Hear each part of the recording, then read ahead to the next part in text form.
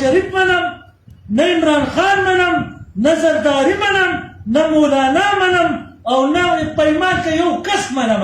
او کم کس که وروره جلسو له لاړ، یا اسلام آباد ته لاړو، یا د شهباز شریف هغې له لاړ، یا د عمران خان هغې له لاړ، یا د مولانا هغې له لاړ، یا د بلې هغې له لاړ، هغه غټ بې غیرتې ځانه د 10 روپو مزدوري کوئ او زما وروره بس دی، وروره زما هم بس دی. د خدای خاطر ته وګورئ وروره، د ځان له وروره دغه مه جوړئ، خپله مزدوري کوئ، نه د چا جلسو له ځئ، نه د چا جلسونو له ځئ. دا خلک رد خلک دی او خلک ته باندې خپل کار کوي.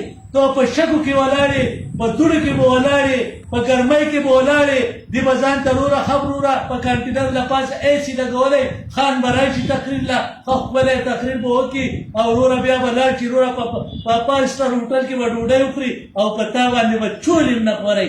نو مهرباني وکړئ ځان لوکوټې وپېژنئ، نه شهباز شریف باندې تندر لګوه، نه په عمران خان تندر لګوه، نه په بلاول تندر لګوه، نه په دې نور تندر لګوه. د ټولو د خدای کور وران کړي. بس تیاره شي بند کړه.